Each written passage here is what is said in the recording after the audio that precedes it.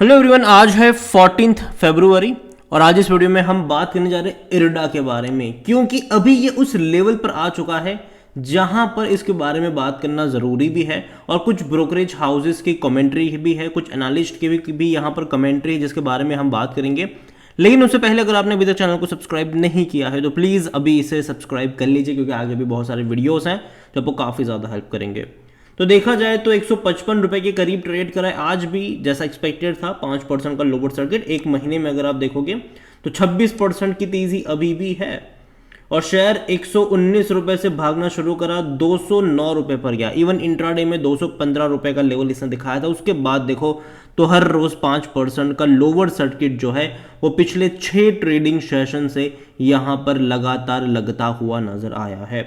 लगातार ये गिरावट दिखा रहा है और अभी एटलीस्ट थोड़ा सा सपोर्ट जोन है जहां पर जाने की कोशिश भी ये कर सकता है। क्योंकि अगर आप इसका एक साल का ग्राफ देखो, हालांकि वो है नहीं, लेकिन अगर आप देखोगे तो 32 रुपए का इसका आईपीओ प्राइस था जो कि नवंबर में था, और नवंबर में इसका आईपीओ आया था और खुलते ही 50 रुपए का लेवल दिखाया था इसने, और एंड ऑफ द डे 60 रुपए पर ये क्लोज हुआ था। फिर कुछ दिन इसने 65 रुपए का लेवल था वहां पर बिताया, मतलब 4-5 दिन। फिर वापस वहां से पैसा डबल कर दिया, 120 पे गया था। वापस वहां से ऐसा गिरा कि 97 पर आया, तकरीबन कह सकते हैं कि 20% की गिरावट दिखाई। फिर कुछ टाइम बिताया, वापस पैसा डबल करा और एक्सपेक्टेड था कि 20% की गिरावट यहां पर ये दिखा सकता है।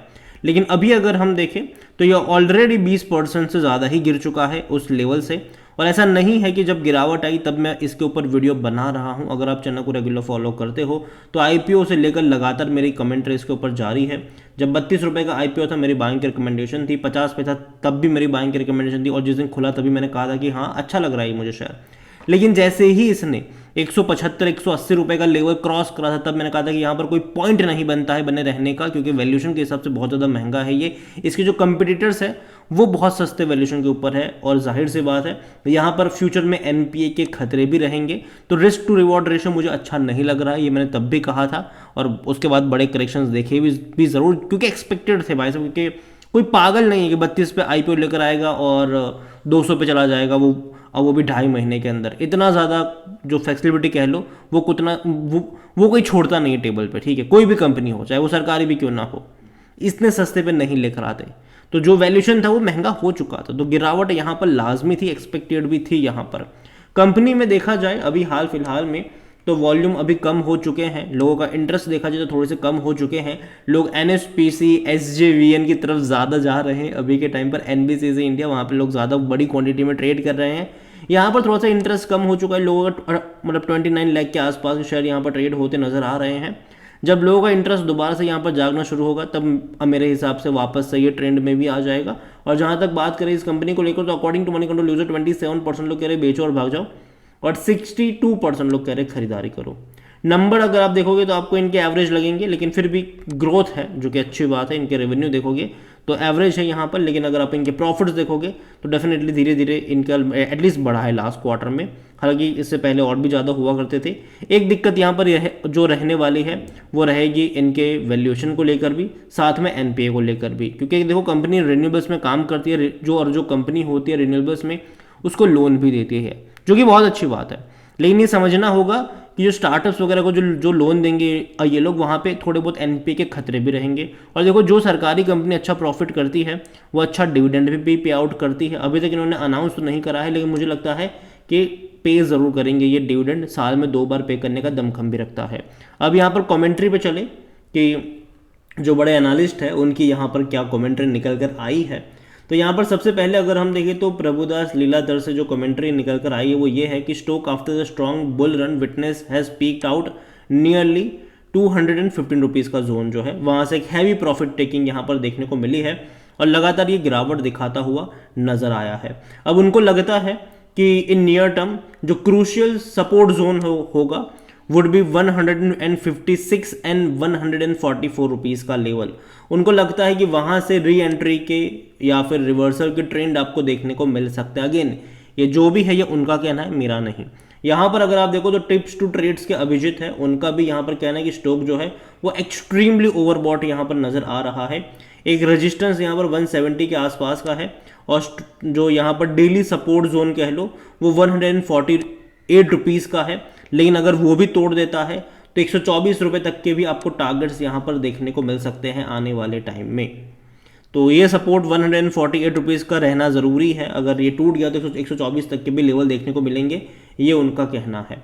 देखो कंपनी ने पिछले कुछ टाइम में अच्छा परफॉर्म करा ज़रूर है, और आने वाले टाइम में जिस तरीके से गवर्नमेंट जो पैसा भी स्पेंड कर रही है रिन्यूएबल्स को लेकर, मैं मानता हूँ कि ये फ़ायदेमंद कंपनी होगी। लेकिन ये कहना कि इसी को फ़ायदा होगा, ये गलत होगा, क्योंकि अगर आप इर्डा को लेकर देखोगे तो कंपनी सोलर में, विंड में तो है ही, लेकिन इसके अलावा इथेनॉल हो गया, वेस्ट टू एनर्जी हो गया, उनको भी लोन देते हैं, कंप्रेस बायोगैस हो गया, बायोमास कंजन हो गया, उनको यहाँ पर लोन है। लेकिन जो सबसे बड़ा पोर्शन है वो विंड एनर्जी और सोलार में है।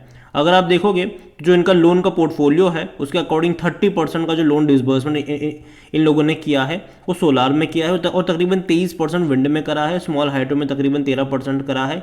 तो ज़्यादातर यहीं पर इनका जो अलोकेशन कह लो, लोन पोर्टफोलियो अलोकेशन कह लो, वो देखने को मिल रहा है। और अगेन सरकार को ही नहीं, ये बाकी कंपनियों को भी लोन देते हैं, छोटे मोटे एसएमई लोन जो होते हैं, एमएसएमई लोन जो होते हैं, वो भी ये कंपनी देती है, जो कि एक लौती कंपनी भी नहीं है ये, क्योंकि ये सेम चीज़ अब और सरकारी कंपनी पीईसी और पीएफसी और आरईसी भी कर रहे हैं, तो ये एक लौते नहीं है। तो ये कहना कि भाई साहब इसी को फ़ायदा होगा, ये जल्दबाजी होगी, ऐसा नहीं है। और भी सरकारी कंपनीज है जिसको फ़ायदा इससे ज़रूर होने वाला है। और जहाँ तक यहाँ पर वैल्यूएशन की बात करें तो 37 का पी है, अभी भी महंगा है सेक्टर पी 20 के मुकाबले, और यही वजह है क्योंकि कोई भी एनालिस्ट रिकमेंडेड नहीं कर रहा है यहाँ पर। फिनेंशियल्स आपको इनके अच्छे लगेंगे, पिछले क्वार्टर के ग्रोथ डेफिनेटली दिखाया ज़रूर है, और उम्मीद करते हैं कि आगे और ग्रोथ इसका देखने को मिलता रहे। और जहाँ तक बात करें हम शेयर होल्डिंग को लेकर, तो देखिए प्रमोटर की होल्डिंग 75% की पहले भी थी, अभी भी है, लेकिन म्यूचुअल फंड्स डोमेस्टिक और एफआईएल्स ने बड़ी क्वांटिटी में बिकवाली करी है। नवंबर में जितनी क्वांटिटी थी उससे भी ज़्यादा की बिकवाली हुई है। यहाँ पर दिसंबर का जो लेटेस्ट होल्डिंग पैटर्न है उसके अकॉर्डिंग जो रिटेल की होल्डिंग 12.52% की थी, आज वो ऑलमोस्ट 19% की हो चुकी है, 18 पॉइंट समथिंग कुछ है, 18.85% के आसपास कुछ है। तो देखा जाए तो ज़्यादातर खरीदारी यहाँ पर हुई थी, जो बड़ी तेज़ी दिखाई थी यहाँ पर, उसमें रिटेल ने कुछ ज़्यादा ही खरीदारी कर ली, यहाँ पर इंस्टीट्यूशन ने कुछ ज़्यादा ही बिकवाली कर ली यहाँ पर। तो अभी देखना होगा कि जब मार्च का भी शेयर होल्डिंग जब पैटर्न आएगा लेटेस्ट, तो ये जो इतनी बड़ी तेज़ी 200 रुपये तक पहुँचा था, उसके बाद किसने खरीदा किसने बेचा, वो देखना यहाँ पर इंटरेस्टिंग होगा।